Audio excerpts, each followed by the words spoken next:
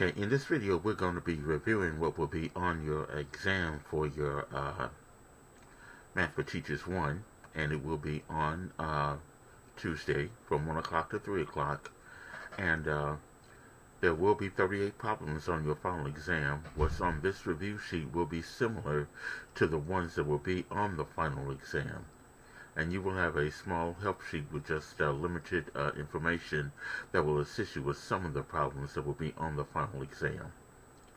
Okay, so now let's look at problem number 1, where you have Janine can assemble 13 bikes in a week. Sheila, who is new at the bike shop, can build only 10. If Janine has assembled 65 bikes since Sheila was hired, how many has Sheila assembled? Okay, so in this case here, we're looking at a situation where Janine does 13 bikes and Sheila can only assemble 10. Okay, now since Sheila was hired, Janine was able to assemble 65 bikes. So by looking at this, if I multiply 13 times 5, that will give me 65. So that means since Sheila was hired, she has assembled, let's say, 10 times 5, which would be 50. So how many has Sheila assembled? If Janine has assembled 65 bikes since Sheila was hired, we're going to say 50. So here we're seeing a pattern here that 13 bikes in a week, so she's assembled 65, so that's 13 times 5. So that means for Sheila it has to be 10 times 5 as well, which will give you 50. Okay. Alright, problem number 2. Find the first 5 terms of the sequence whose nth term is given by the following: negative 2n minus 8. So again, negative 2n minus 8. And here I want the first 5 terms of that particular sequence. So here, n is going to be from 1 to 5. And in this case here, for each value of n, we're going to multiply it by negative 2 and then subtract 8 from it. So if n is 1, then that means we got negative 2 times 1 minus 8. Well, negative 2 times 1 is negative 2, minus 8 will be negative 10. And then for n is 2, that's negative 2 times 2, that would be negative 4, minus 8 will be negative 12. Then for n is 3, negative 2 times 3, that would be negative 6, minus 8, which will be negative 14. Then for n is 4, negative 2 times 4, that's negative 8 minus 8, which will be negative 16. And then for n is 5, negative 2 times 5 minus 8. Negative 2 times 5, that's negative 10 minus 8, which is negative 18. So those are the first 5 terms of this sequence from negative 2n minus 8. Alright, problem number 3 is to write the number 555 in Roman symbols. In other words, we're dealing with Roman numerals here.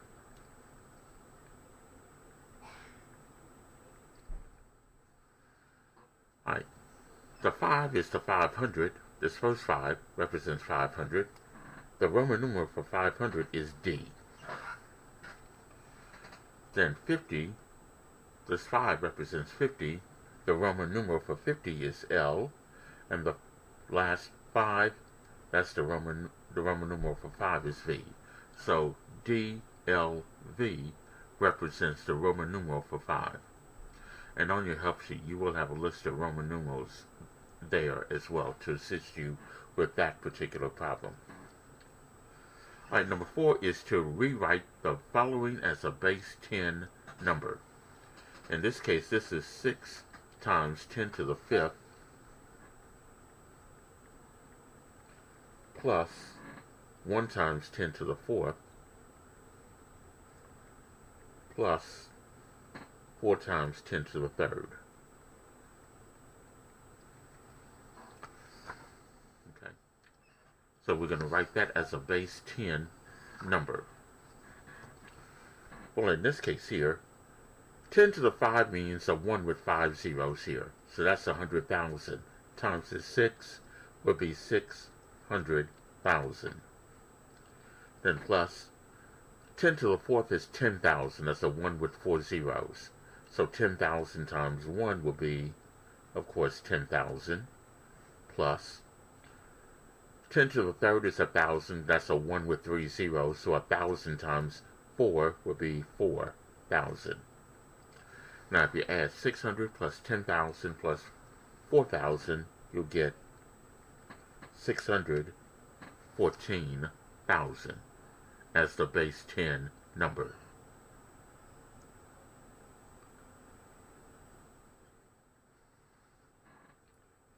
Alright, problem number 5. Can the sets 1, 2, 3, 4, 5 and MNOBU be placed in a one-to-one correspondence? Okay, so in this case here, we got 1, 2, 3, 4, 5, and then we got M, N, O, B, and U. And we want to know if those two sets can be placed in a one-to-one correspondence. Well, I can pair 1 with M, 2 can be paired with M, 3 can be paired with the O, the 4 can be paired with a B, and the 5 can be paired with U. So in this case here, each number can be paired with a letter. So that means that there is a one-to-one correspondence.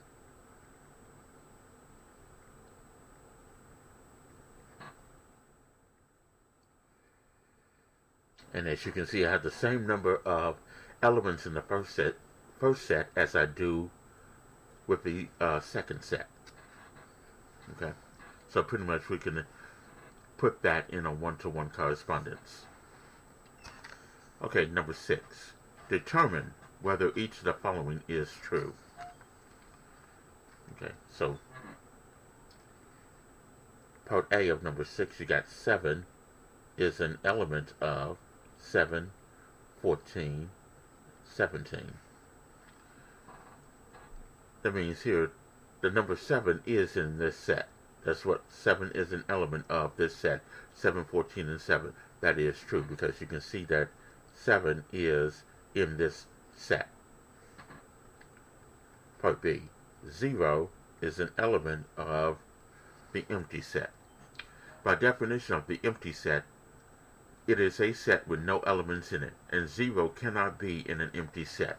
So here, 0 is an element of the empty set would be false. Okay, and part C, the number 7 is not an element of the set with 7 in it. Here, this is also false because 7 is in that set. So this will be false. Part D, 14. The set with the element 14 is an element of the set with the element of 14.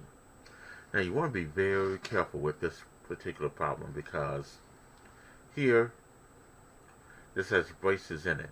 This one only has a single set of braces in it. So here, if it had 2 sets of braces, then we can say that this set is an element of the bigger set. But here, it's not the case. So here, this will be false. Okay. Alright, so that's problem number 6. Alright, problem number 7. Pam has $466 in her bank account. She uses her debit card to take out amounts of $42, $69, and $127. Then she makes a $95 deposit. How much is left in her account?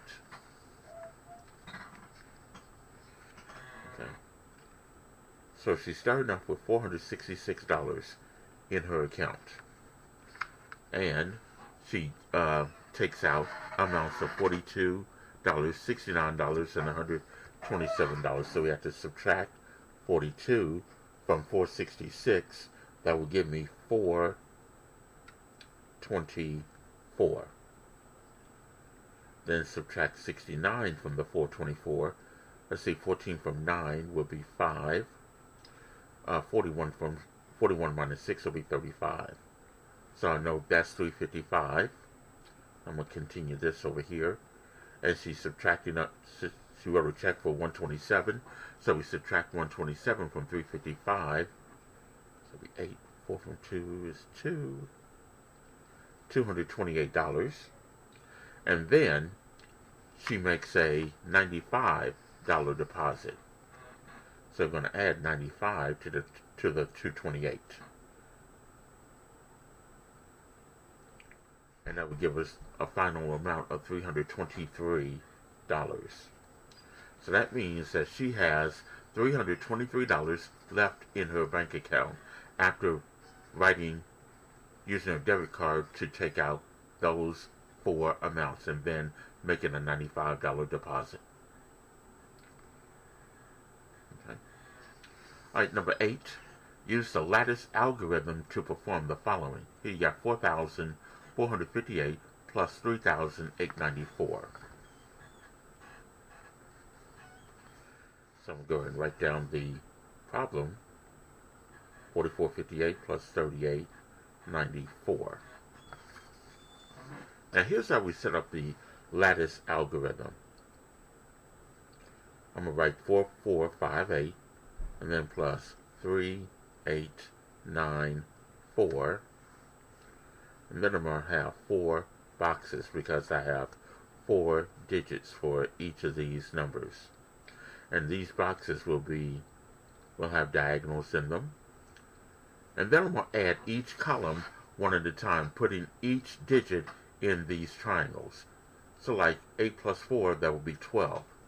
I'm going to put the 1 and the 2 there. The 1 in this top triangle and the 2 in the bottom triangle. Then add 5 plus 9, that will be 14. So the 1 goes here and the 4 goes there. 4 plus 8, that will be 12. So the 1 goes here and the 2 goes here. 4 plus 3 will be 7. So, a single digit, put the 0 there and the 7 there. And then the next step would be to add along these diagonals here that you see. So in this case here, I have nothing to add to the 2, so I'll bring that down. Along this diagonal, if I add 1 plus 4, that's going to be 5. Along this diagonal, 1 plus 2 will be 3. And along this diagonal, 1 plus 7 will be 8. And I have nothing to add to the 0, so I leave that as is. So here the final answer there for 4,458 plus 3,894 would be 8,352.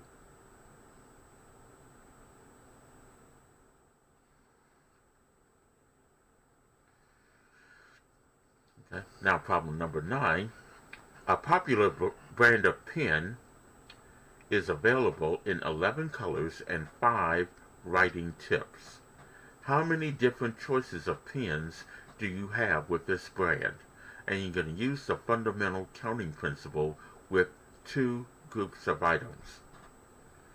Now in this particular problem, the fundamental counting principle, if you have m ways for one item and n ways of another item, then the total number of different ways will be m times n. So I just multiply 11 times 5, which will end up being 55. So here, this fundamental counting principle will work if you had 3 different items. One done m way, one done n ways, and another one done p ways. You just multiply those 3 numbers here. So here 11 times 5 would be 55. Okay, problem number 10 is to use the lattice multiplication to find the product of 41 times 67.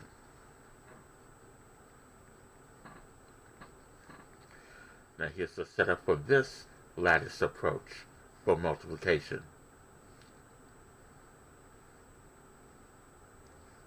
This one has 2 digits, so I'm going to have 2 rows. This one has 2 digits, 2 columns, so I'm going to have 4 boxes. I'm going to put the 4 and the 1 up here, and 6 and the 7 going this way. Each one of these will have diagonals. Now, the 4 and the 1 will be multiplied by 6 individually, and each individual product will be put in this box with triangles here. And so in this case, if I do 4 times 6, that's going to be 24.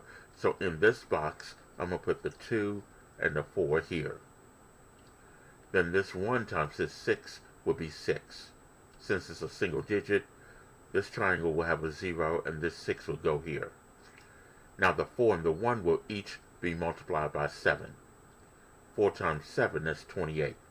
I'm going to put the 2 here and the 8 there in that box, and then 1 times 7 will be 7, so I'm going to put the 0 there and the 7 here.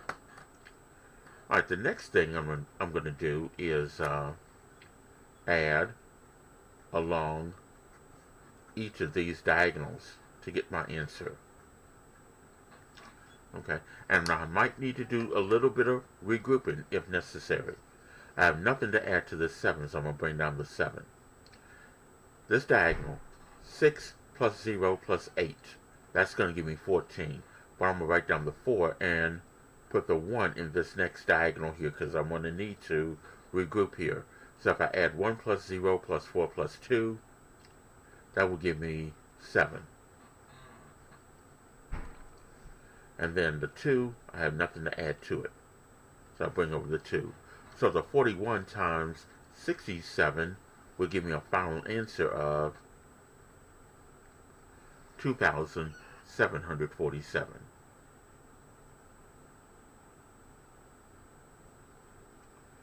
Okay. All right, problem number 11. Use the range strategy to estimate the following. In this case, that's 28 times 49.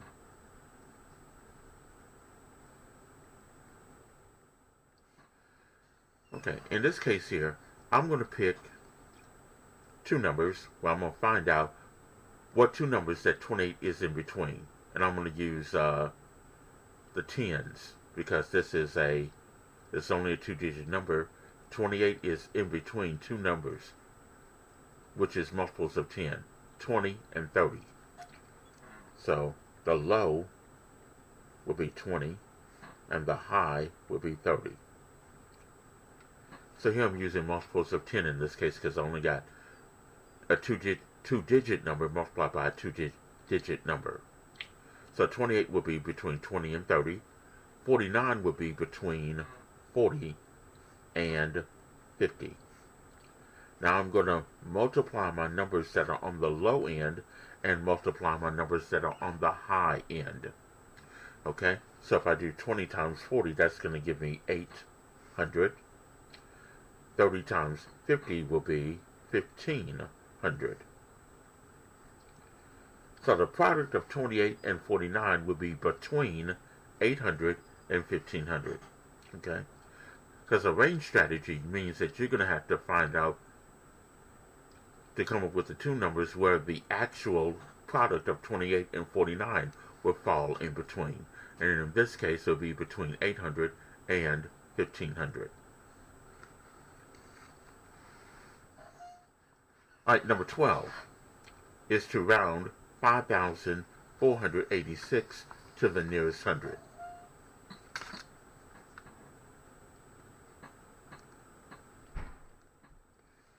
You're going to round 5,486 to the nearest hundred.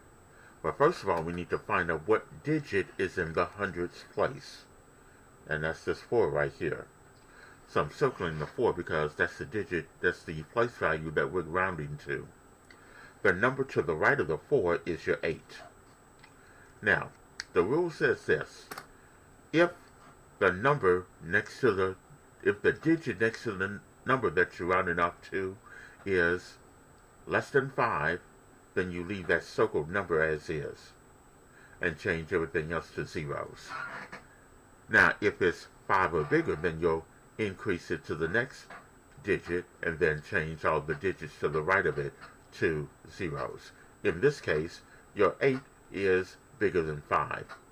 So this 4, which is the circled digit that I'm rounding off to, will increase to a 5. The 8 and the 6 that are after it will change to zeros. So 5,486 to the nearest 100 will be 5,500.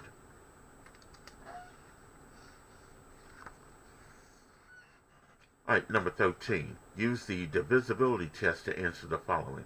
And on your help sheet, you will have the divisibility test to refer to. In part A, it says, can 702 passengers be assigned to 9 flights so that each flight has the same number of passengers?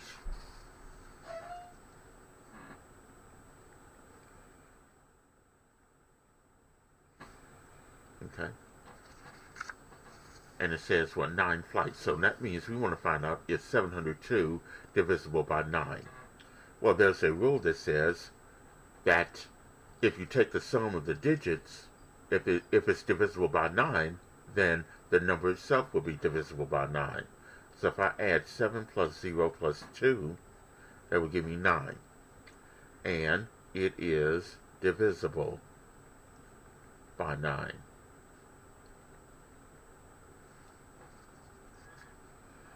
So here we can say that 702 is divisible by 9, and to answer that question it would be yes.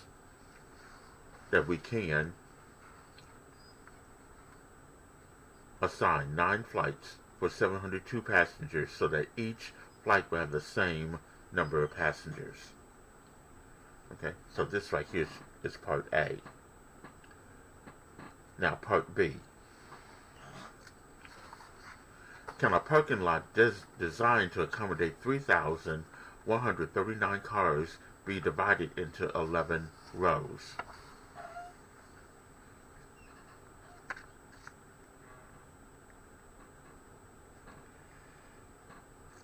Now, I think the divisibility rule for 11 is a little bit complicated. You can use the calculator to do 3,139, and if you divide that by 11, you would get 285.36 repeating.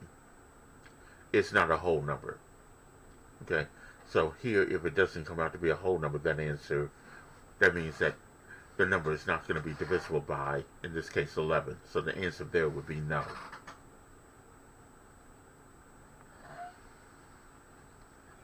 But here, if you're using the divisibility rule, then you have to add the first and the third number, which is 3 plus 3, which is 6, and then add the second and the fourth number, 1 plus 9, that would be 10. And then do 10 minus 6, which will give you a difference of 4. And that number, 4, is not divisible by 11. So the answer there would be no. Alright, part C. Can a theater charging $6 per person for admission to a play take in exactly $2,312 for a night's performance?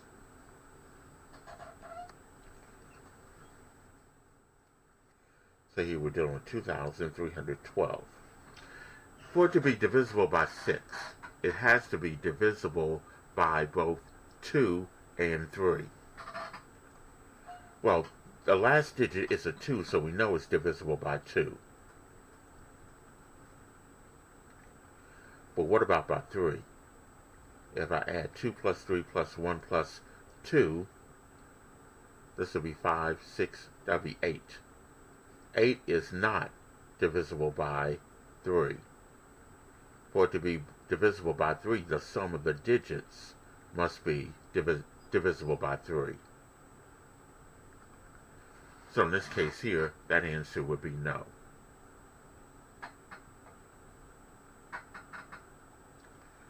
Okay. Alright, now problem number 13.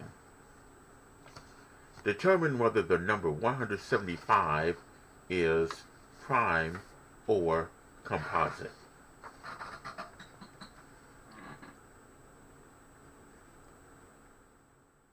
Well, by looking at this number ends in 5. So I already know it's divisible by 5. So in this case here, this will be a composite number. Now for a number to be prime, it only has 2 factors, the number itself and 1. Composite means that it has more than 2 factors. Okay?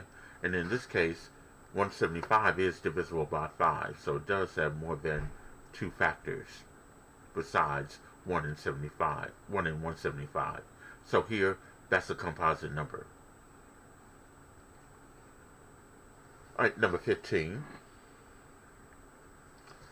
Find the prime factorization of 2,205. Well, the best way to do that would be to construct a factor tree. And for 2,205, I will find a number that would go into 2,205. Well, since this ends in 5, I'll use 5. And I know 5 is a prime number, so I'm going to go ahead and circle the 5. And divide 5 into 2,205. That will go 441 times.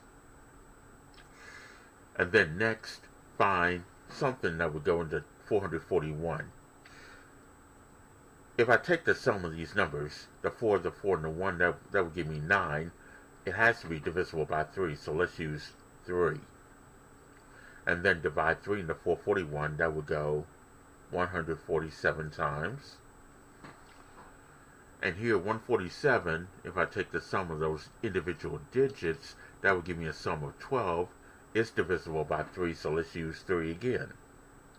So 3 goes to 147, 49 times. And then, of course, 49, that's 7 times 7. So this is the prime factorization of 2,205. And I'm going to list these in numerical order. 3 is used as a factor, that's 3 to the second, times the 5 is only used once, times 7 is used twice, so it'll be 7 to the second. So 2,205 would be 3 to the second plus times 5 times 7 to the second. Okay, so that's problem number 15. Okay, problem number 16 is finding the greatest common divisor, or the GCD, and the least common multiple, which is the LCM, of the following. Alright, so in this case here,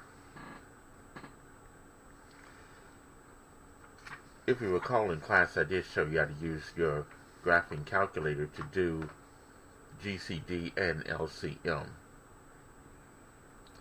So here we're going to do GCD of 63 and 14.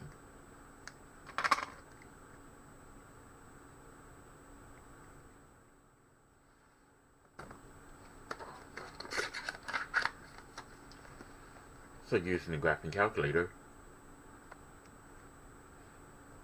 click this, press the math key on the far left hand side, use your right arrow key to go to the number menu, which is NUM.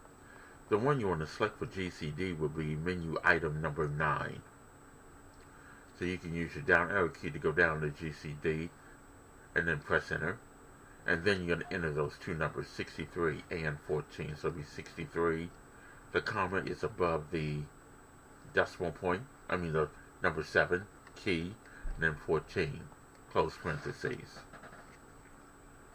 And you'll get your GCD of 7. So the GCD of 63 and 14 will be 7.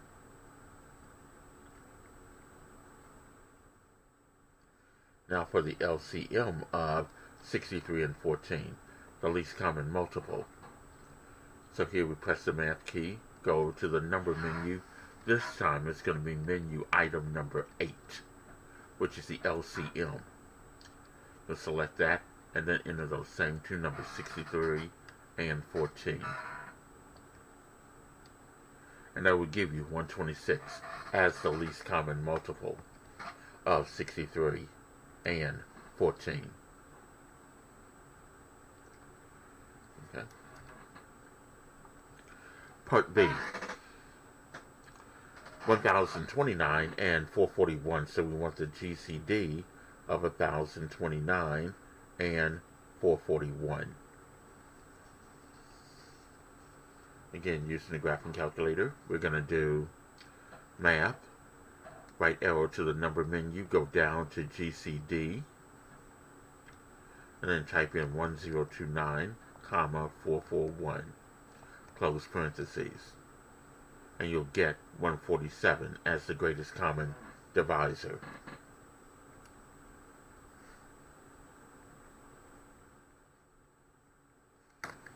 Okay. Now we want the LCM, the least common multiple,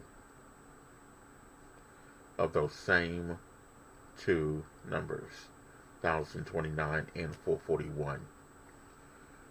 So here, the math key, go to the number menu, menu item number 8 is your LCM, and then type in 1029, comma, 441. And you'll get 3087 as your least common multiple.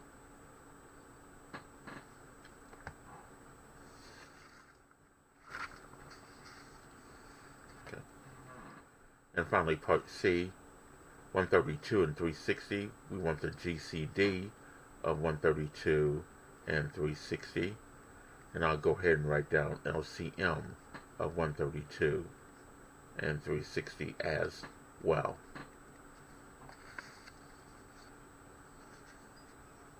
So in this case here, press the math key, the number menu, go down to GCD,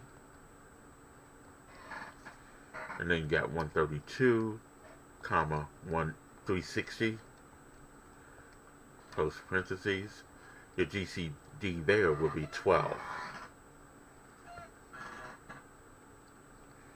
And then finally, your LCM for 132 and 360. LCM.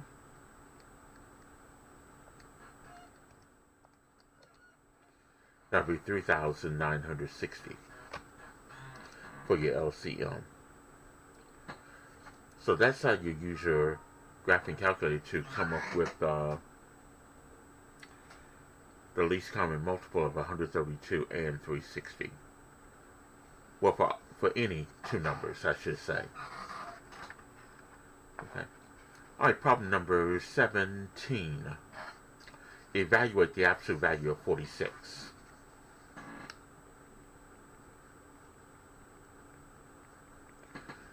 Here, the absolute value is always going to be positive, so it's never going to be negative. So the absolute value of 46 is 46.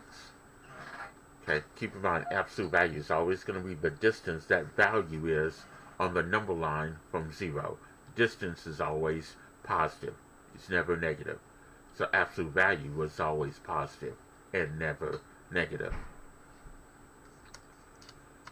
Alright, number 18. Here you want to simplify the expression negative 6 minus, and in parentheses, 6 minus 4x. So you got negative 6 minus, parentheses, 6 minus 4x. So in this case here, you may have to remove the parentheses and combine some like terms here. So here I'm going to bring over the negative 6. This minus sign will make this 6 a minus 6. The minus sign will make the minus 4x plus 4x. So in this case here, negative 6 minus 6 will be negative 12, and then bring down the plus 4x. And that will be as far as I can go with that problem, because it can't combine unlike terms here. So this will be negative 12 minus 4x.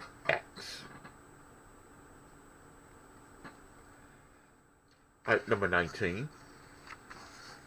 We want to subtract, here we got fractions here, 23 over 45 minus 4/9.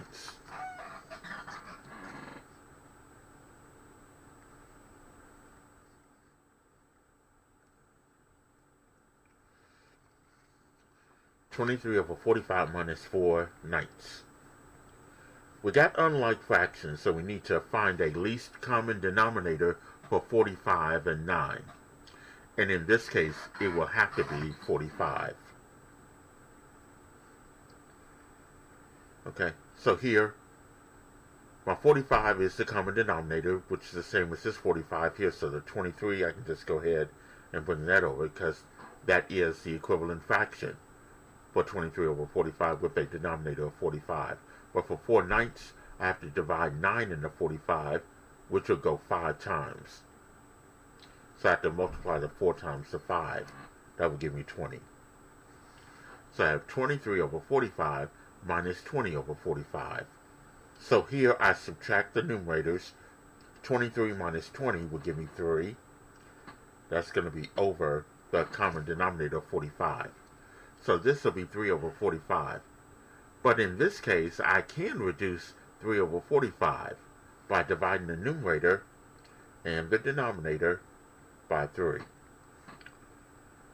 So here 3 goes into itself 1 time, and the denominator 3 goes into 45 15 times. So in simplest form, your answer will be 1 over 15. Now, you will be required on the exam to write your answer for your fractions in simplest form, wherever possible. Alright, number 20. A clerk sold 3 pieces of one type of ribbon to different customers. One piece was 4 5/8 yards long, another was 9 2/3 yards long, and the third was 12 3/4 yards long. What was the total length of that type of ribbon sold? Okay, so here we're going to add those 3 fractions together. So here we got 4 5/8, 9 2/3, plus 12 3/4.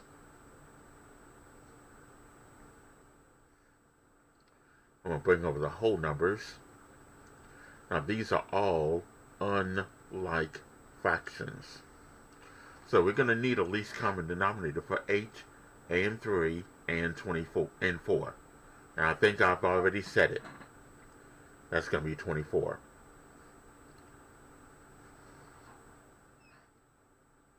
Okay? Because for 8 and 3, we know it's going to have to be 24 for the least common denominator. And of course, 4 is a multiple, is a factor of 24, so we can use 24 as the least common denominator. Now we need to write equivalent fractions for each one of these. Okay? For me to get a 24 here, I had to multiply 8 times 3. So I need to multiply 3 times 5. That would be 15. For this one, with a equivalent fraction with a denominator of 24, for me to get this 24, I have to multiply this 3 times 8.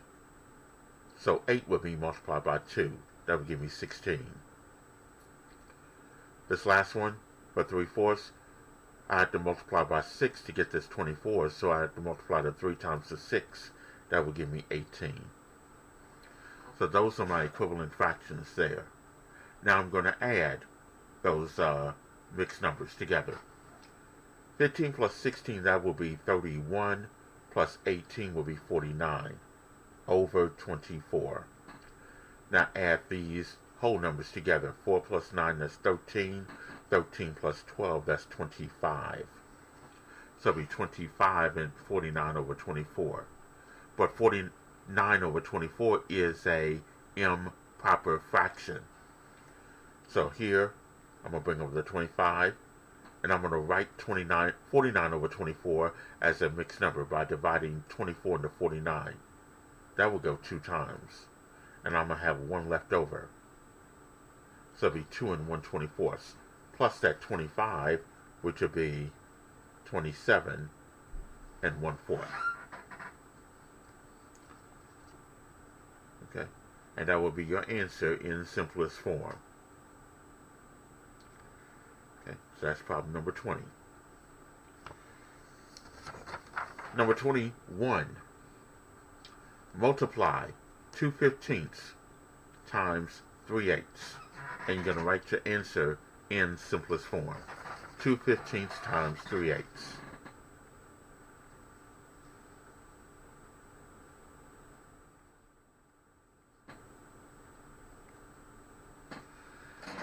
Alright, in this case, I can do some cross dividing with the 2 and the 8 and the 3 and the 15. Let's start with the 2 and the 8. Here, 2 goes into itself one time. 2 goes into 8 4 times.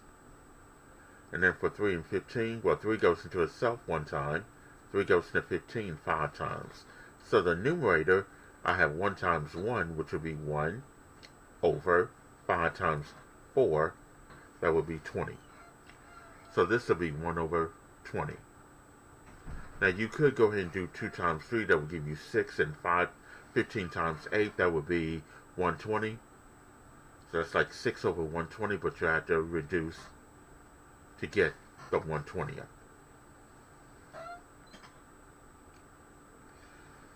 Alright, number 22. A sporting goods manufacturer requires 5-6 yards of fabric to make a pair of soccer shorts. How many shorts can be made from 20 yards of fabric? In this case, you'll have to do a little bit of division, because you got 20 yards of fabric, and you want to split that 20 yards of fabric into 5/6 of a yard to make a pair of soccer shorts. So that's a division problem there. So in this case here, this will be 20 divided by 5/6. And when you divide fractions, you have to multiply by what they call the reciprocal. So here I'm going to write that 20 as 20 over 1. And then that will be times the reciprocal of 5/6 is just flip the numerator and the denominator in their different positions. That would be 6/5. Okay. So now if I do 5 into 20, that's going to go 4 times. And 5 goes into itself 1 times. So this will be 4 times 6, which will be actually 24. And then 1 times 1 will be 1, so 24 over 1 will be 24. So here we can make 24 soccer shorts from 20 yards of fabric.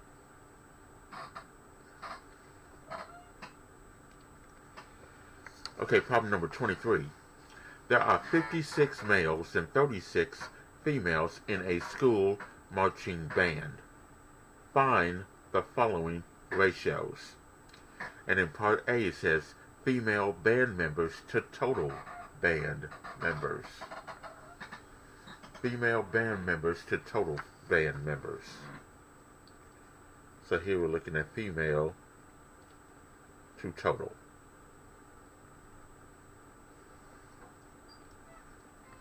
So in this case here, female, they're 36. Now the total, you have to add 56 and 36 together, you're going to get 92. So this will be 36 over 92. But we can reduce this by dividing the numerator and the denominator, I believe, by 4. 4 goes into 36 9 times. 4 goes into 92 23 times. So in the simplest form, it will be 9 over 23. Now in part B, you got female band members to male band members. So that ratio, female to male. In your female, that was 36. Male was 56. So it's 36 over 56.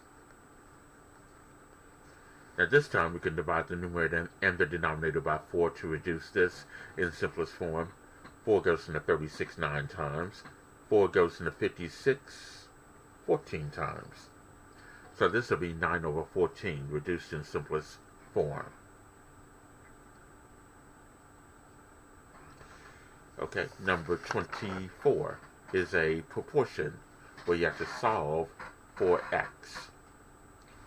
So here, x over 25 is equal to 10 over 50.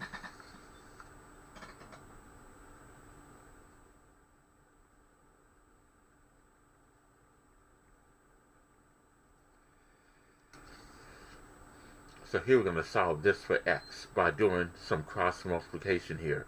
If I do x times 50, that would be 50x, and that's equal to 25 times 10. That's 250. So 50x will be equal to 250. And then if I divide both sides by 50 to get the x by itself, that means x is equal to 250 divided by 50. That would be 5. So x equals 5 would be that value of x that I was looking for.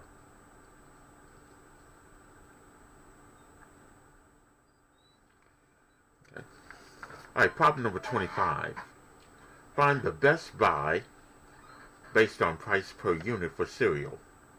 In this case, a 13-ounce size for $3.59, a 28-ounce size for $5.69, or a 34-ounce size for $6.19. So we want to find out which one of those three would be the best buy. In other words, we're looking at the cheapest price per unit.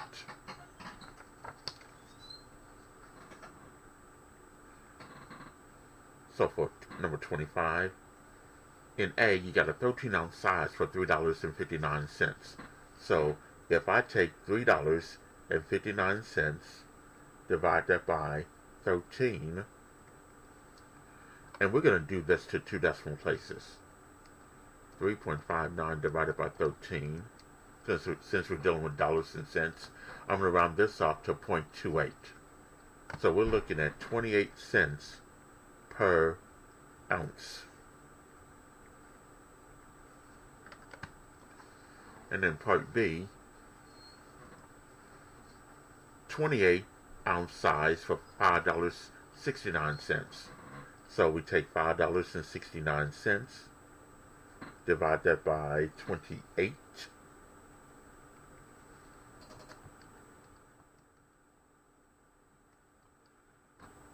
and to the nearest penny, that will be 20 cents per ounce.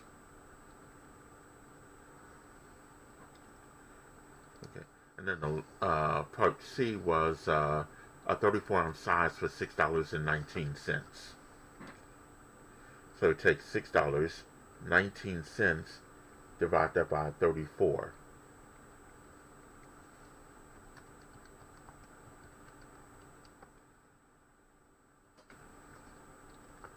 Oops. That would be 18 cents approximately. And the one that's the lowest price per unit would be this one right here. The 34-ounce box of cereal at a price of $6.19. Okay, so here, the 34-ounce size for $6.19 would be the better buy, and which was answer choice C. Okay.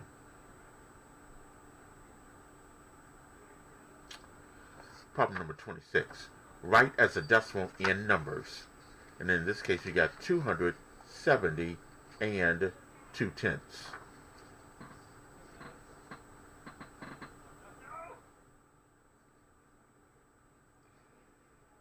Now write this out as a word.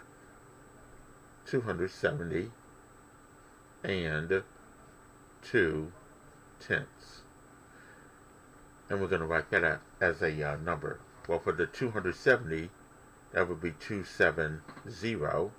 The word and represents your decimal point.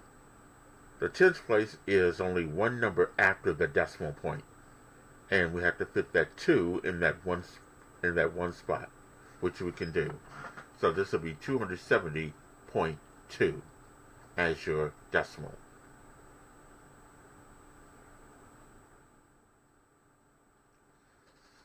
Okay, and number 27 is to write the fraction 7/8 as a decimal.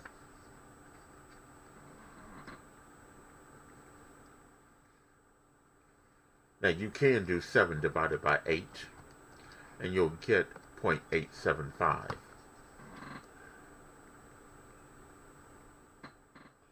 Now, if you did not have a calculator, then you'll have to do the long division of doing 8 divided into 7. That means the denominator divided in the numerator. In this case here, you have to put a decimal point behind the 7 and above the inside the quotient, and then add a 0 behind it, and divide 8 into 70. That would go 8 times. 8 times 8 would be 64. Then subtract 64 from 70. That will give you 6. Add another 0 and bring that down. 8 into 60 will go 7 times. 7 times 8, that will be 56. 56 from 60 will give you 4. Then add another 0, bring that down. 8 into 40 will go 5 times. 5 times 8 will be 40. You'll have a 0 remainder. So 0.875 will be the decimal equivalent for 7/8.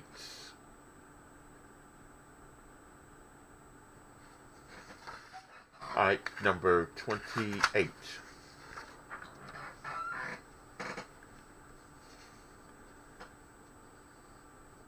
In this case here, the water tank. The water in the tank weighs 693.75 pounds. 1 cubic foot of water weighs 62.5 pounds. How many cubic feet of water does the tank hold? In this case here, this requires some long division as well. So here, we're going to divide the 62.5 into 693.75. Okay? So in this case here, I need to make that divisor a whole number, so I'm going to move the decimal point one place to the right to make it a whole number. Which means in the dividend, I need to also move the decimal point one place to the right. So that decimal point will be behind the 7. And I'll bring the decimal point straight up inside the quotient. Now I can go ahead and divide 625 into 693. And that will go 1 time. So 1 times 625 is 625. Now subtract 625 from 693, that would give me like 68. And then bring down the 7. And then divide 625 into 687. Again, that'll go 1 time. So 1 times 625 is 625. Subtract that from the 687, you'll get 62. Bring down the 5. And then divide 625 into 625. That goes 1 time. And you'll get a 0 remainder. So here, in this case here, it's 11.1. And to answer that question, it will take 11.1 cubic feet of water to hold that particular tank. Well, the tank can hold 11.1 cubic feet of water.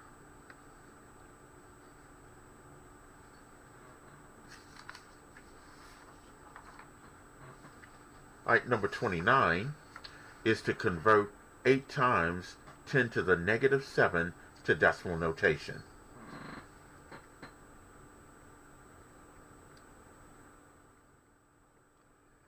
Eight times 10 to the negative 7, and I want to write that as a decimal.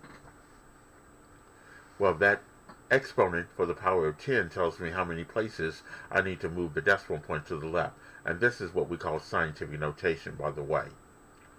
The first part is a number that is between 1 and less than 8, multiplied by a power of 10. And the negative 7 tells me I need to move the decimal point 7 places to the left. So the decimal point is understood to be behind the 8. So I need to move this decimal point 1, 2, 3, 4, 5, 6, 7. So my decimal point will be here, but I'm going to need to add 1, 2, 3, 4, 5, 6 zeros.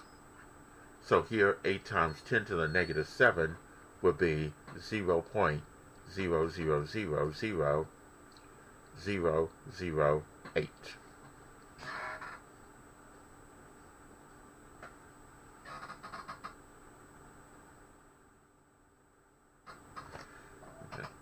Alright, probability. In that problem, it says that the distance between two planets is 21 billion meters. And I want to write that number, or that numeral, in scientific notation. So let's take the 21 million and write it in scientific notation. Now keep in mind we have to place a decimal point behind the very first non-zero digit from left to right, because that first part has to be a decimal that is at least 1 but less than 10. So here the decimal point in this case needs to be behind the 2. So I'm going to have 2.1. And it's going to be multiplied by 10 to some power. Well, let's look at that. If you have the decimal point behind the 2, how many digits do you have behind that? So here we got 1 plus this 3 will be 4, 7, 10. The 10 will be your exponent for the power of 10. So 21 billion as a decimal, as a number in scientific notation would be 2.1 times 10 to the 10th power.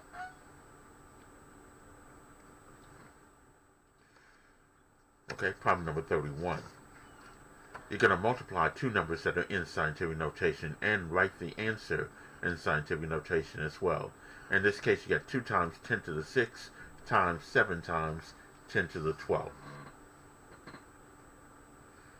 2 times 10 to the 6 times 7 times 10 to the 12.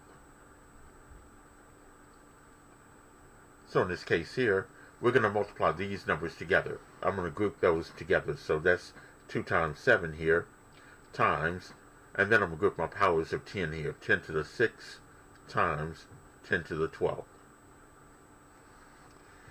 Now if I multiply 2 times 7, that will give me 14. Times 10 to the 6 times 10 to the 12. Okay, this should be 10 to the 12, not 12 to the 12.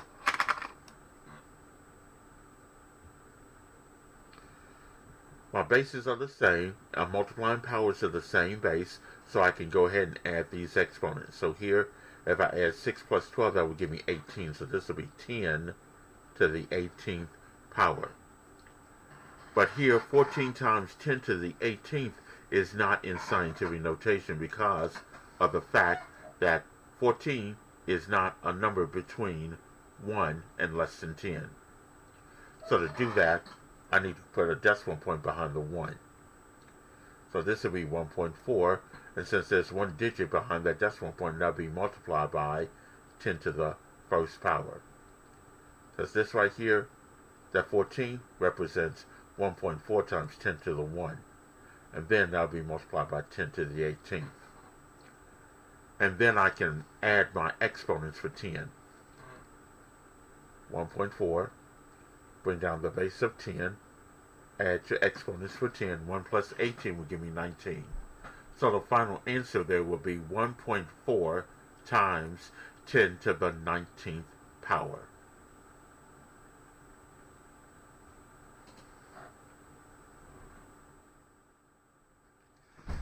Alright, problem number 32. Here we're going to round 549.926 to the nearest hundredth, to the nearest tenth, unit, 10, and hundred. So we got 549.926. And we're going to round to the nearest hundredth first. Alright, we find the number that's in the hundredths place. That's the 2. The digit to the right of that is 6. And since 6 is bigger than 5, we can increase the 2 to a 3 and drop off the digits behind it. So to the nearest hundred, it'll be 549.93. Okay. Take that same number, and this time you're going to round to the nearest tenth. In this case here, the digit in the tenth place, that's the first number after the decimal point, that'll be a 9. Next to it is a 2. To the right of it is 2. That 2 is less than 5, so the 9 remains the same. And we just drop off these other digits after that 9. So it'll be 549.9 as your answer rounded to the nearest tenth.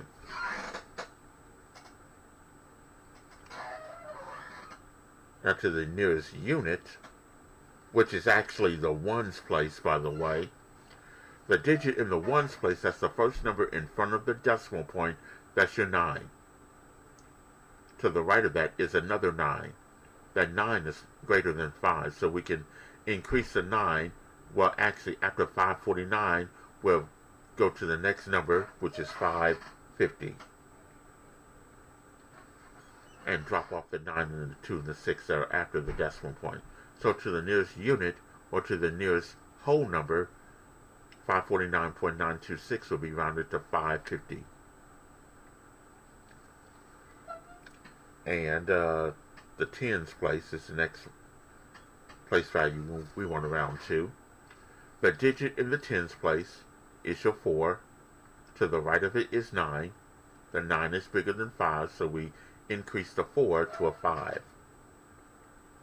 And change that 9 to a 0. So it'll be 550. And then finally to the hundreds place. The digit in the hundreds place is this 5. To the right of it is 4. The 4 is less than 5, so this 5 remains the same. And the 4 and the 9 change to zeros. And the 926, which is after the decimal point, those are dropped off completely. Okay, so that's how we round decimals to those 5 different place value positions.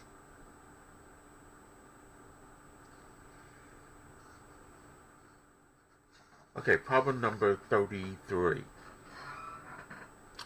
Find the balance in an account after 4 years if $1,000 was invested at 9% annual rate and the interest was compounded quarterly. Okay, now on your exam you will have a table where you have to fill out some information there. Now you're given a principal of, let's say, $1,000. The time was 4 years.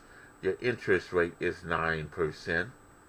Now 9% as a decimal is 0.09. And if it's compounded quarterly,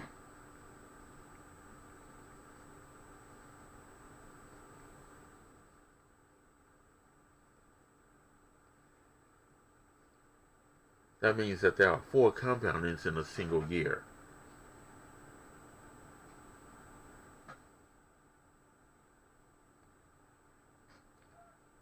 Okay. Now, they may ask for the interest rate per period,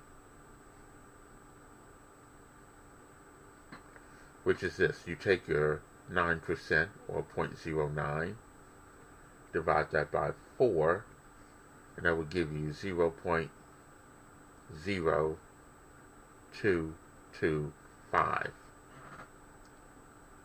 or 2.25% if you use the 9% and divide that by 4. Now I did give you this formula: A is equal to P times the quantity 1 plus R over N multiplied by N times T. The amount is what we're trying to find, so your A is going to be equal to your principal, which is 1,000, times 1 plus R, that would be 0.09, divided by N. N is 4. N times T, N is again 4, times T, which is also 4. Now here 4 times 4 will be 16, so I'll just rewrite this as A is equal to 1,000 times 1 plus 0.09 divided by 4 raised to the 16th power. And we can type all of this in our calculator. So in this case here, if I do 1,000 and then left parentheses 1 plus 0.09 divided by 4, close your parentheses, and then we're going to press this button That's the caret key. That's going to give you your exponent of 16. Then you can go ahead and press enter. Now we round into two decimal places, so that would be 1427.62.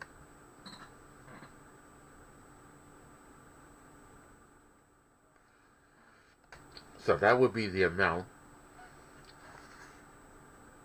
in the account of a $1,000 investment at 9% compounded quarterly for 4 years. Now I might ask for the interest. The interest is always going to be the amount minus the principal. This amount is $1427.62. The principal is $1,000. So subtract 1,000 from 1427.62, you get 427.62 as the interest paid.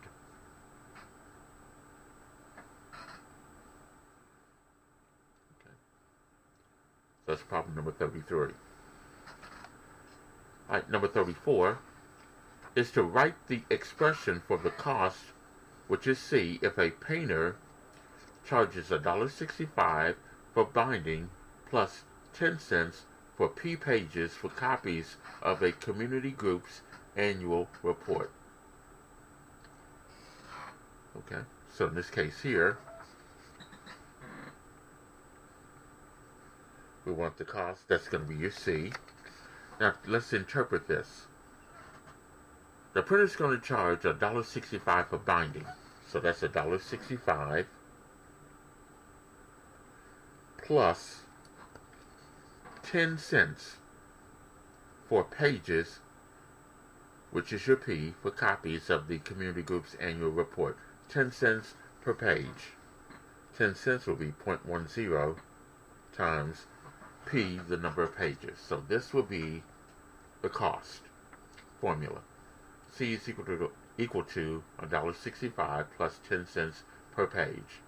C is equal to 1.65 plus 0.10p. Okay, so that's problem number 34, just writing the formula from that situation that was written in words. Number 35, you have two equations that you're going to solve if possible. The first one I'm going to call part A. 4x minus 4 is equal to 2x plus 8.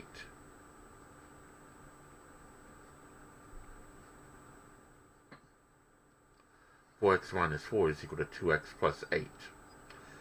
Alright, in this case here, I'm going to get x by itself. That means I need to move all the x's on one side and the numerical terms on the other side. So in this case here, let's start with that 2x. I'm going to subtract 2x on both sides. It's easier for you to move the variable with the smallest coefficient over to the opposite side. So 4x minus 2x will be 2x. Bring down the minus 4 equals to 8. And then to get the 2x by itself, I'm subtracting 4, so I need to add 4 on both sides. So that means I'm going to have 2x is equal to 12. And then divide by 2 to get x by itself. That means x is equal to 6.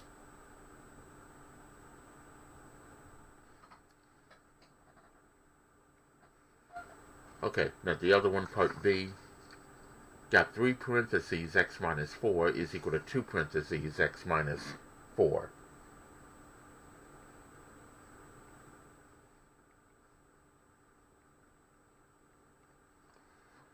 Now here I'm going to use the distributive property on each side of this equation. So here when I do 3 times x, that's 3x, minus 3 times 4, that would be 12. Then that's equal to, on the right side, 2 times x, that's 2x, minus 2 times 4, which will be 8. So I got 3x minus 12 is equal to 2x minus 8. Now to get the variables on one side, it'll be easier to move the 2x over to where the 3x is by subtracting 3x on both sides. So here 3x I mean 2x, not 3x. Okay. So this will be minus 2x. This will be minus 2x. So here 3x minus 2x, that will give me x minus 12, and that's equal to, now here the 2x's are gone, I need to bring down that minus 8. Negative 8. So I got x minus 12 equaling to negative 8. Now let's get x by itself by adding 12 to both sides. So I got x is equal to negative 8 plus 12 will be a positive 4. So x equal 4 is the solution to that linear equation.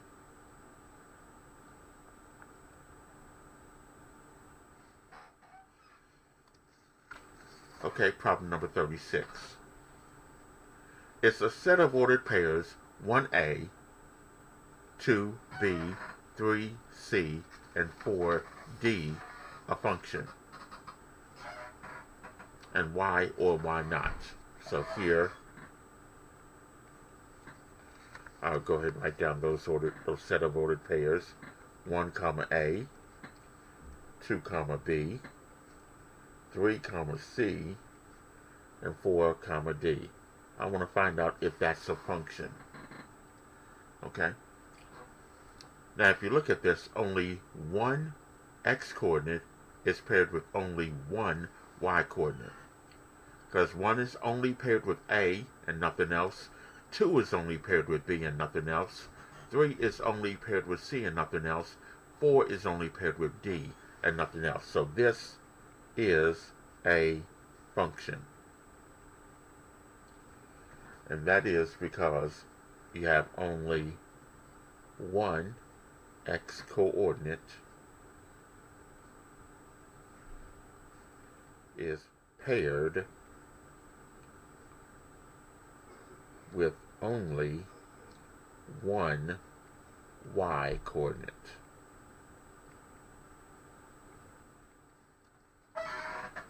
Only one x coordinate is paired with only one y coordinate. If you had an x coordinate paired with two different y coordinates, then that particular relation would not be a function. Okay. Right, on to problem 37. Find the slope of the line passing through the points -9, -4, and -5, 2 using the slope formula. Now write the ordered pairs -9, -4, and -5, 2. The formula for finding the slope of any line passing through a pair of points is this. M is equal to y2 minus y1 divided by x2 minus x1.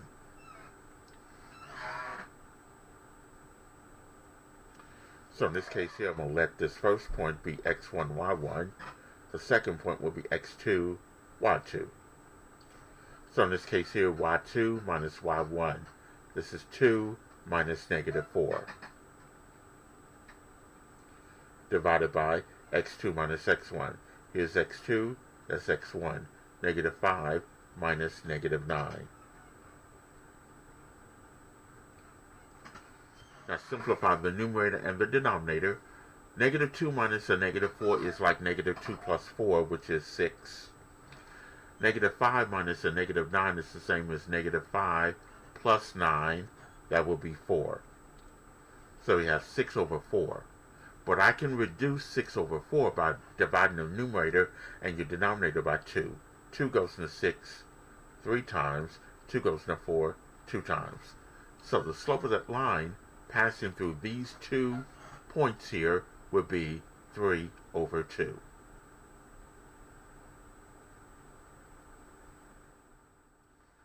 Okay. And finally, number 38. Here we're going to write the equation 4x plus y equaling to 16 in slope-intercept form, and identify the slope and the y-intercept.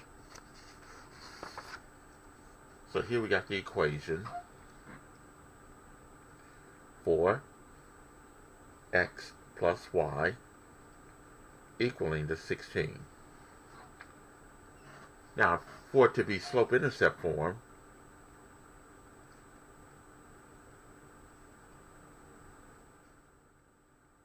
it's got to be of this form, y is equal to mx plus b.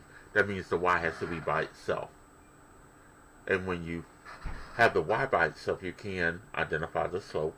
The slope is the number in front of your x. The b, that's your y-intercept. That's the number added to or subtracted from. So now we need to get this y by itself, meaning we need to move the 4x over to the other side. And I'm going to do that by subtracting 4x on both sides. So here I'm going to have y is equal to, and I'm going to put the negative 4x in front, and then plus 16. So that equation is in slope-intercept form. Y is equal to negative 4x plus 16. And then they want me to identify the slope of the y-intercept. Well, your m is always the slope. That's this number in front of the x. Negative 4. That's your slope. The b, that's the number added to or subtracted from. That's your y-intercept, which is 16. So in this case here, your equation in slope-intercept form is y is equal to negative 4x plus 16. The slope, which is m, that's negative 4. The b, the y-intercept, is 16.